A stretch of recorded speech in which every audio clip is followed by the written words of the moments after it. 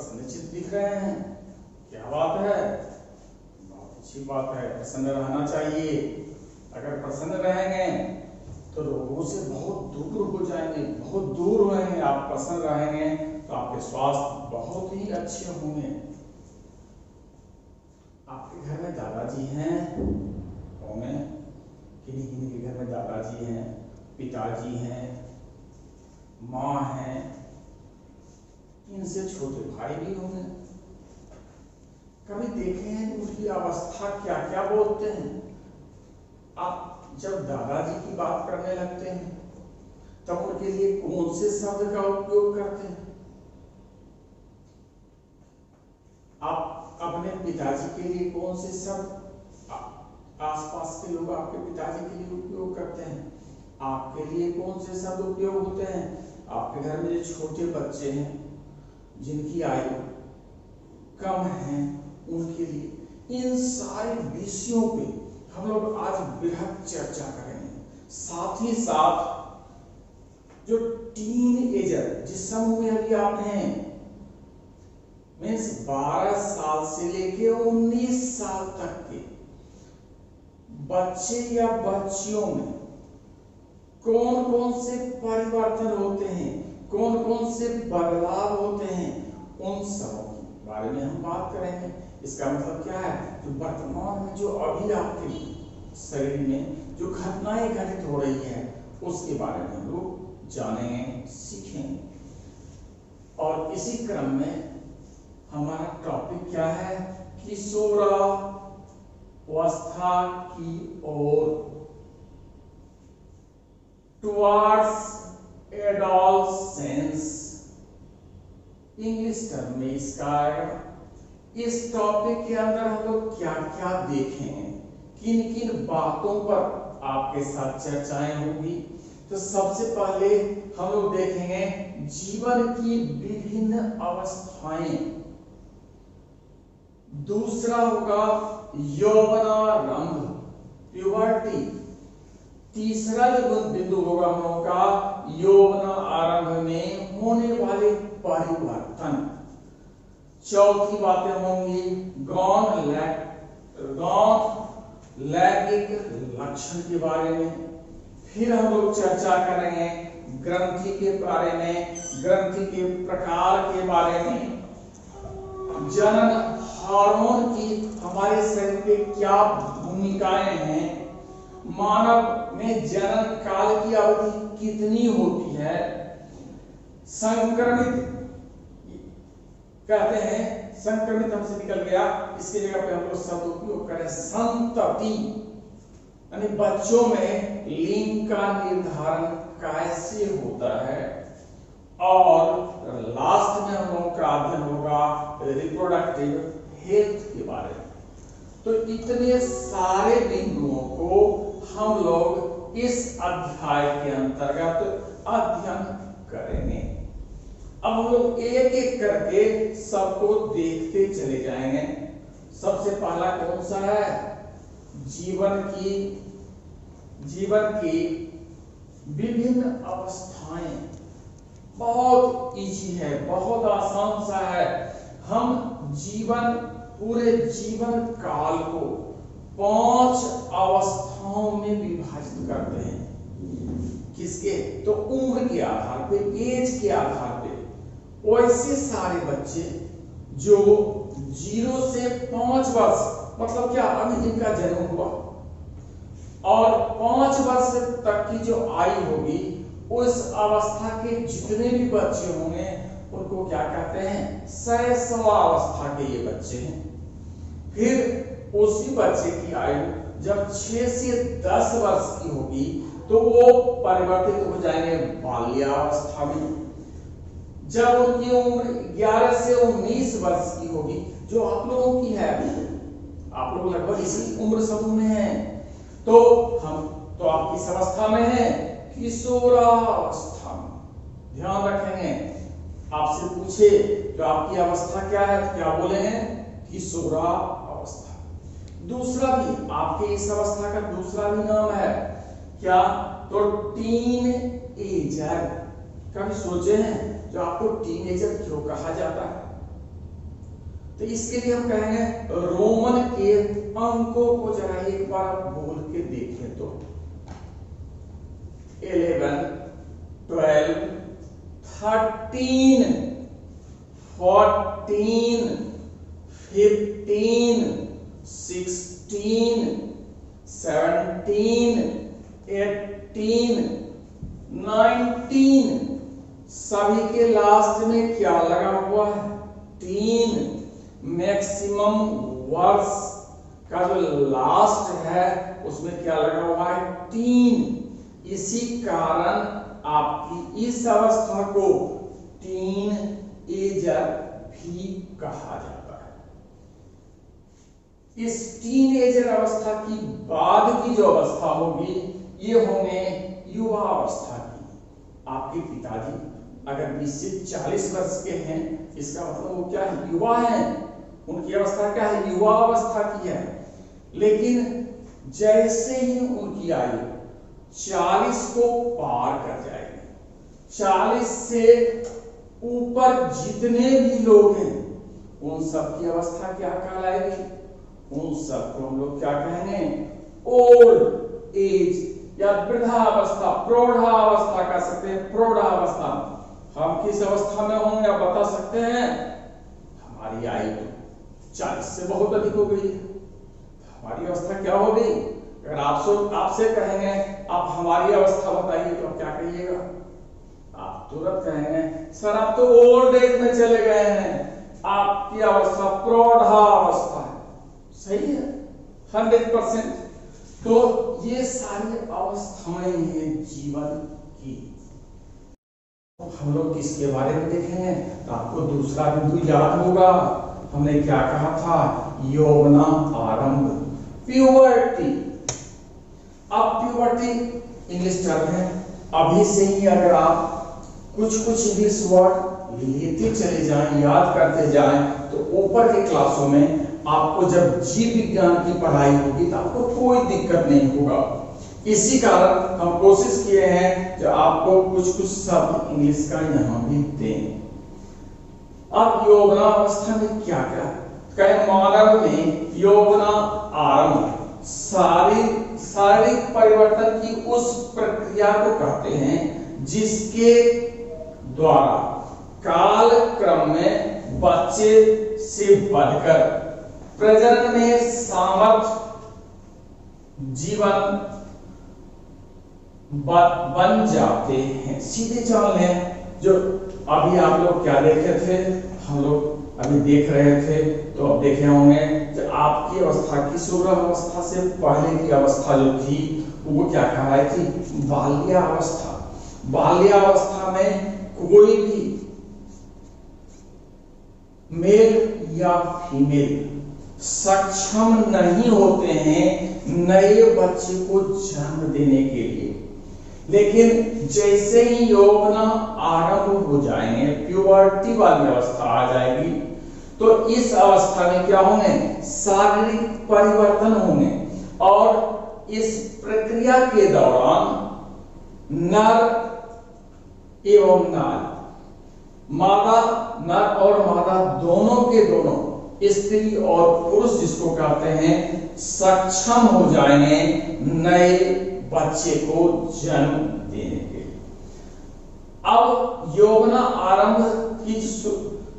के वक्त बहुत सारे हार्मोनल परिवर्तन होते हैं। हार्मोनल परिवर्तन कहने का मतलब हमारे शरीर में बहुत सारे रासायन निकलते हैं। अंतःस्रावी ग्रंथियों के द्वारा जिसका प्रभाव हम लोग के शरीर के ऊपर पड़ता है।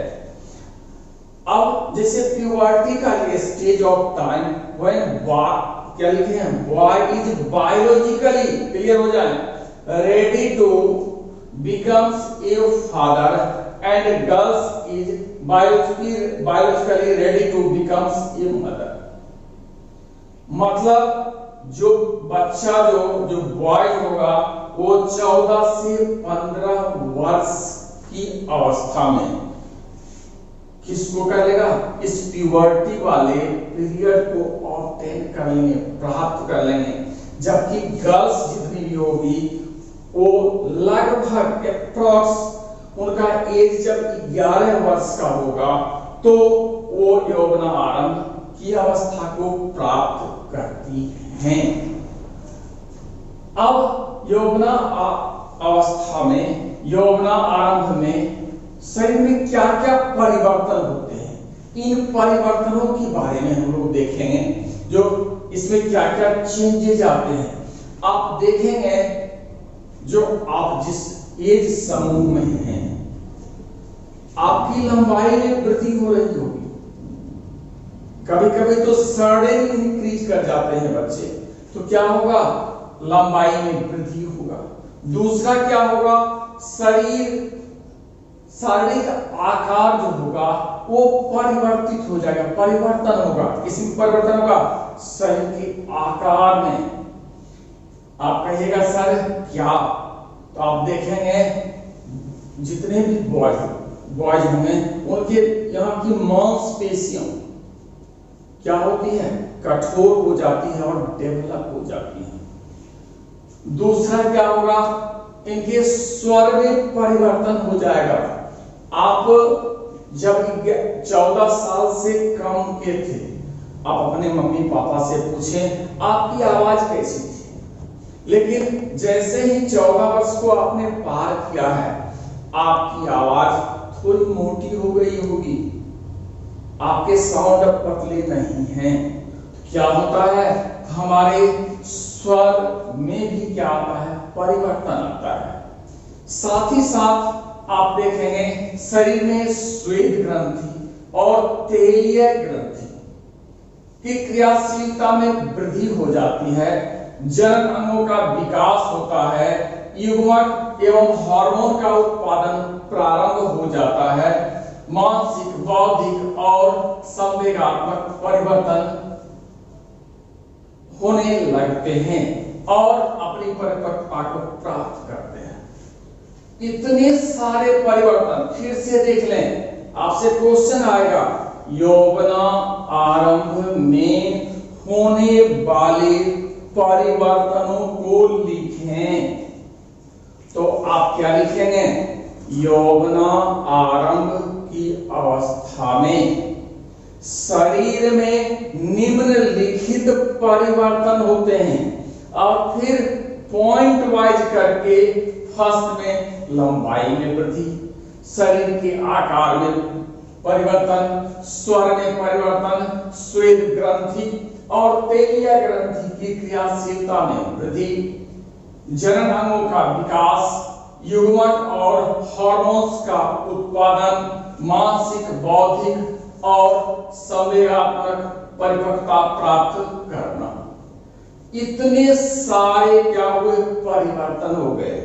अब तो क्वेश्चन लिखा जाएगा आंसर, ये आपका होमवर्क भी रहा, घर में आप इसको तैयार करेंगे। अब हम लोग इन सारे बिंदुओं एक एक करके थोड़ा सा विस्तृत रूप में देखेंगे। सबसे पहले क्या है, लंबाई में वृद्धि, इंक्रीज इन हाइट। आप देखेंगे इस अवस्था में sudden increase in height, length में, लेंथ जो हाइट आपका है, देखेंगे बच्चे के लेंथ में सडन क्या होगा, ये बढ़ जाएंगे, इंक्रीज कर जाएंगे हाइट। आप समझते होंगे क्यों, क्योंकि हमारे शरीर में एक हार्मोन्स हैं जिनका नाम है वृद्धि हार्मोन या ग्रोथ हार्मोन्स। तो जैसे ही हम लोग इस अवस्था में पहुंचे, हार्मोन्स का एक सिग्नल के फॉर्म में हमारे पिट्यूटरी को प्राप्त होता है और पिट्यूटरी वहां से रिलीज करते हैं क्या, तो ग्रोथ हार्मोन को, वृद्धि हार्मोन को। और जैसे ही वृद्धि हार्मोन का प्रोडक्शन होने लगता है, हमारी लंबाई में वृद्धि होती है। आप कभी कभी देखेंगे जो किशोर जितने भी होंगे, मैक्सिमम नहीं, कुछ बच्चे ऐसे मिल जाएंगे आपको जिनके हाथ और पांव की लंबाई अधिक होगी बनिस्पत पूरे शरीर की। लेकिन जैसे ही यौवन आरंभ इंड होने लगेंगे, फिर उनकी सारी लंबाइयों का अनुपात ठीक हो जाता है। इसलिए कभी कभी ऐसे बच्चे मिल जाते हैं देखने पे कि हाथ की लंबाई इस अवस्था में अधिक हो जाती है, पांव की लंबाई अधिक हो जाती है। तो ये कोई डिजीज नहीं है, वरन हमारी इस अवस्था में होने वाले परिवर्तन हैं। अब हम आपको एक टेबल के रूप में दे रहे हैं, जिसको देख करके आपकी लंबाई कितनी होगी जब आप 18 इयर्स को पार कर जाएंगे। आप जानते हैं ना, मनुष्यों में लंबाई में वृद्धि पूरे जीवन पर्यंत नहीं होता है, एक निश्चित समय अवधि तक ही होता है। कहा जाता है जो 18 मैक्सिमम एज बता रहे हैं, वैसे 16 से ही लंबाई में वृद्धि रुक जाती है, लेकिन 18 वर्ष की अवस्था में जो आपकी लंबाई हो गई वही जीवन पर्यंत रहेगी। अब उसमें ना कोई कमी होगी ना ही कोई अधिकता होगी। हम एक टेबल आपको दे रहे हैं, जिसको आप देख लें तो आपकी लंबाई कितनी होगी उसका आप अनुमान लगा सकते हैं। जैसे यहाँ देखे, हमने लिखा है यहाँ ऊपर का जो डिजिट लिखा हुआ है ये वर्षों का है। आपकी अभी जितनी उम्र होगी उसको भरना पड़ेगा। ये लड़कियों की के लिए दिया गया है, ये लड़कों का है। अब जैसे हमारी पूर्ण लंबाई क्या होगी, जैसे आप हैं, आपकी तो वर्तमान आयु याद होगा, पता होगा। मान लीजिए आपकी आयु 13 वर्ष है, 14 वर्ष है। आप इस फॉर्मूला का उपयोग कीजिए, पूर्ण लंबाई सेंटीमीटर में आपकी अभी वर्तमान में कितनी लंबाई है उसको यहां लिखें। वर्तमान आयु में पूर्ण लंबाई प्राप्त करने का प्रतिशत, यही तो हमने आपको टेबल के रूप में दिया है, वहां से आप उसको लिख दें, फिर गुणा 100। इसका जो उत्तर आएगा आप समझ लें आपकी अधिकतम उतनी ही लंबाई होगी। जैसे एक क्वेश्चन के द्वारा हम इसको समझाने की कोशिश कर रहे हैं। रीना की वर्तमान आयु 11 वर्ष है तथा लंबाई 11 वर्ष है और लंबाई कितनी है 160 सेंटीमीटर है। वृद्धि काल की समाप्ति पर उसकी अनुमानित लंबाई क्या होगी? बहुत आसानी से निकाल सकते हैं। वर्तमान आयु में पूर्ण लंबाई का प्रतिशत कहां से मिला? आपको जो टेबल दिए हैं उससे, उसमें कितना है 88% सारणी से लिए। वृद्धि काल की समाप्ति पर रानी की लंबाई कितनी हो जाएगी? वर्तमान लंबाई बटे पूर्ण लंबाई गुना 100। आपके पास क्या होगा 160 बटे 88 गुना 100। आप इसको कैलकुलेशन करेंगे तो 181 सेंटीमीटर। तो आप समझ गए होंगे जो रीना की लंबाई कितनी होगी। अब रीना के जगह सॉरी रानी लिखा हुआ है, तो आप रानी की जगह पे अपने को डालें, अपना उम्र यहां लिखें, अपनी लंबाई लिखें और फिर सारणी में देखें उस एज समूह में कितने प्रतिशत, तो प्रतिशत मिल जाएगा, उसको आप यहां डाल दें और उसका हल निकाल लें तो आपको अभी ही पता चल जाएगा जो हमारी लंबाई कितनी होगी। आप लोग तो निकाल लेंगे सभी बच्चे। या जहां रानी लिखा हुआ है वहां अपना नाम लिखें, आयु के बाद अपनी आयु लिखें, लंबाई अपनी लंबाई नापें और उसको भर दें। और इसके बाद होमवर्क के रूप में आपको रहेगा जो कल सभी लोग अपने अपने क्या निकाल के लाएंगे, वृद्धि काल की समाप्ति पर आपकी कितनी लंबाई होगी। तो आप इसको बना के लेते आइएगा। दूसरा, अब दूसरे बिंदु पे आ जाए, शरीर आकार में परिवर्तन, चेंज इन बॉडी शेप। अब आप लड़के के शरीर को देखें, वहां क्या होगा, उनके शरीर में मांसपेशियां बहुत अधिक वृद्धि हो जाएंगे। लड़कियों में भी होते हैं, लेकिन लड़के में अधिक। क्या कहेंगे, तो कहेंगे लड़के जो होंगे वो सुडौल होंगे, जबकि लड़कियां जो होती है, लड़कियों में क्या होते हैं, फैट टिश्यू का निर्माण होता है, और फैट टिश्यू ये मूव कर जाते हैं कहां, मिडिल भाग से ऊपर और नीचे, जिसके कारण एक कर्व बन जाता है। आप लड़कियों को देखें तो वो मोटे, पतले, फिर मोटे।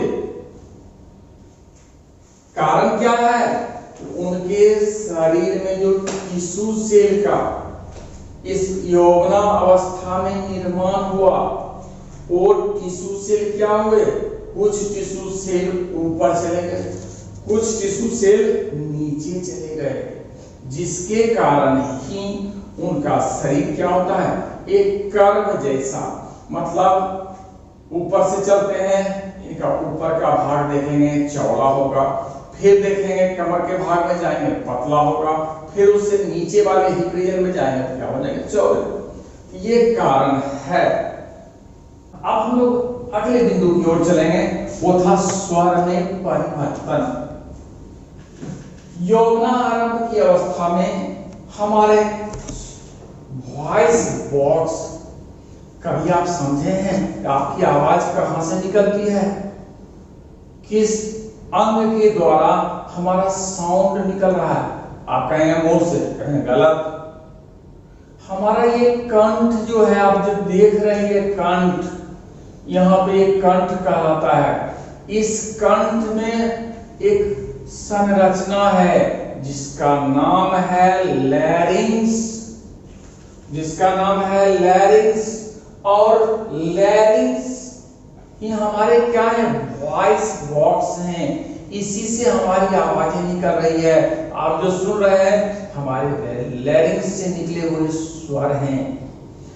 तो यहाँ होता क्या है, जैसे ही इस अवस्था में आते हैं हमारे लैरिंक्स ग्रो कर जाते हैं, बड़े हो जाते हैं। गांव के लोग कहते हैं कि इसका कंठ फूट गया। आप देखेंगे यहाँ पॉइंटेड हो जाएगा, और जैसे ही पॉइंटेड होगा, खास के मेल के केस में आवाज फट जाएंगे, आवाज मोटे हो जाएंगे। लेकिन ये लड़कियों में कम होते हैं। इसीलिए यहाँ पर हम कंठ मणि का नाम लेते हैं। हमारा जैसे ही बड़ा हो जाएगा तो क्या कहेंगे, कंठ मणि कहेंगे। तो ध्यान रखेंगे जो बॉयज का साउंड कैसा होगा, लार्जर होगा, जबकि गर्ल्स जितने भी होंगे उनके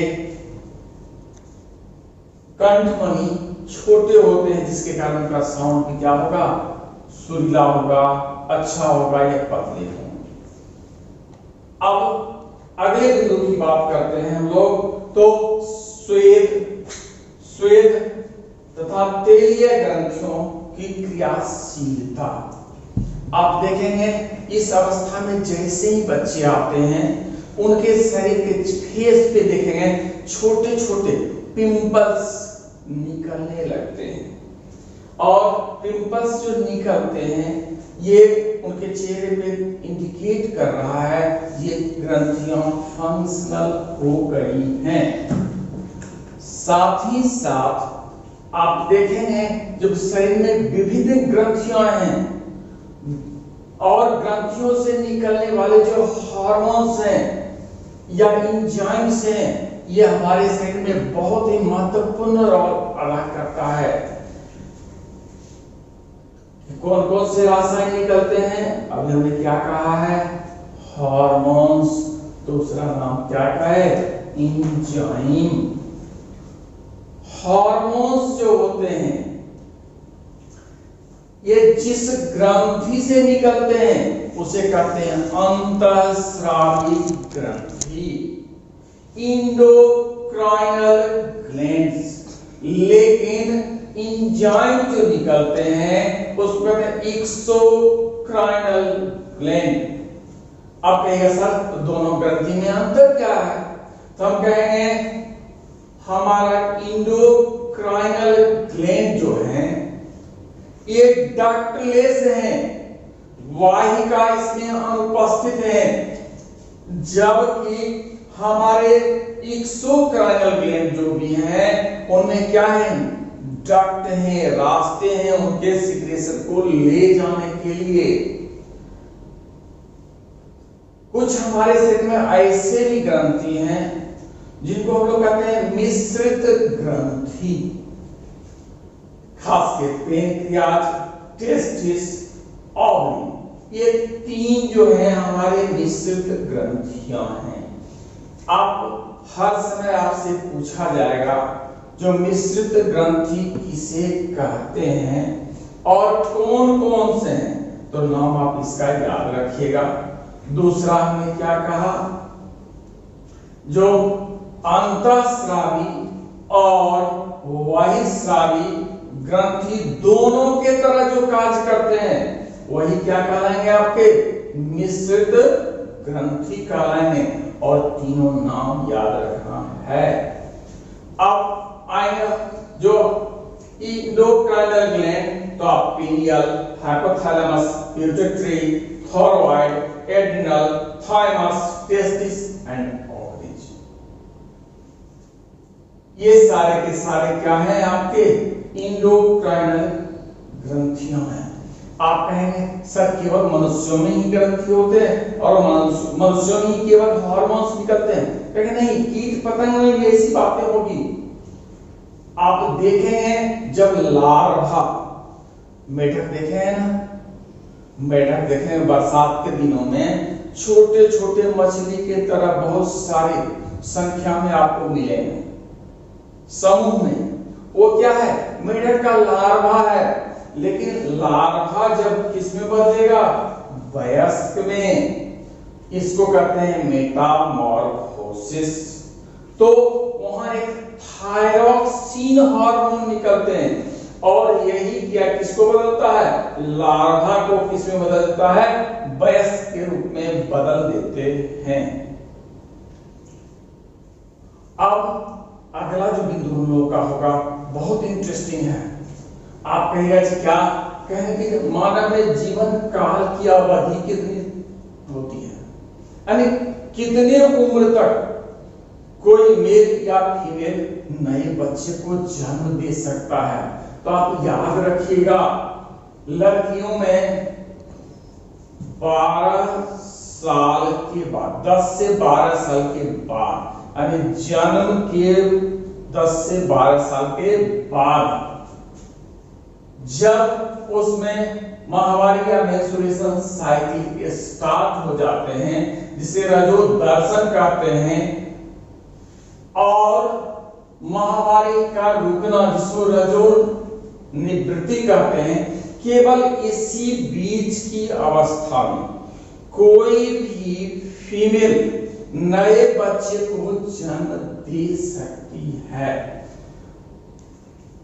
तो कितना हो गया? जरा उम्र के हिसाब से जोड़ ले तो 12 साल के बाद, 45 साल से पहले, या कह सकते हैं क्या 10 साल के बाद और 50 साल से पहले। दोनों आप कह सकते हैं इसी पीरियड में, इसी अवस्था में एक फीमेल नए बच्चे को जन्म दे सकती है। जबकि लड़के की आयु जब 14 वर्ष की होगी तो 14 वर्ष से मृत्यु तक वो सक्षम होते हैं नए बच्चे को जन्म देने। फिर हम लोग एक छोटी सी बात होगी, जब लड़का या लड़की की बात करते हैं तो संतति, बच्चों का जो लिंग का निर्धारण कैसे होता है? बहुत सा आसान सा है, नर और मादा युग्मक आपस में जब मिलते हैं तो जाइगोट का निर्माण करते हैं। आप में क्रोमोसोम की संख्या कितनी है? गुणसूत्र की संख्या याद है? आप में है 46। अगर इसको पेयर्स में कहेंगे तो 23 पेयर्स, जिसमें से 22 पेयर्स जो होंगे ये होंगे ऑटोसोम्स, जबकि ओनली 1 पेयर जो होगा एलोसोम। यही एलोसोम डिसाइड करते हैं नए संतति के सेक्स का। जैसे एक एग्जांपल हमने लिया है फादर का 44 प्लस XY, मदर में 44XX।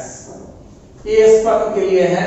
ये दो पार्ट में जब गैमेट बनेंगे तो 22 plus X, 22 plus Y, 22 plus X, 22 plus X।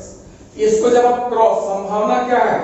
ये इसके साथ फ्यूज कर सकता है, ये इसके साथ मिल सकता है, या इसका हो सकता है।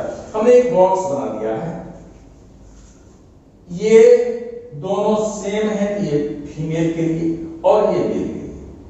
अगर ये इससे मिल जाता है तो कितना हो जाएगा? 44 प्लस XX, मतलब ये बच्चा जो होगा ये लड़की होगी। लेकिन जब ये गैमीट इससे मिल जाएगा तो ये लड़का क्या हो जाएगा? ये 44 फिर हो गए और X और Y हो गए, ये क्या हो जाएगा? लड़का। यानी लड़कों में देख रहे हैं फादर के बॉयज के लिए यहाँ क्या है? एलोसोम अलग हैं, X और Y हैं, जब मदर में सेम है। आप देखे होंगे, इसलिए कहेंगे बच्चों का लिंग मदर के ऊपर निर्भर नहीं करते हैं, किस पे? फादर के ऊपर निर्भर करते हैं। हाँ, अब हम लोग के लिए क्या है? अंतिम बिंदु पे जो चर्चा करनी है वो क्या है? Reproductive health.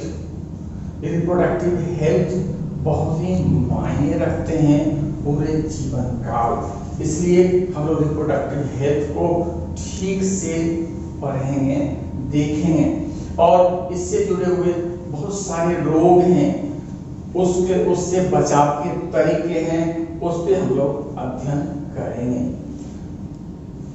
धन्यवाद।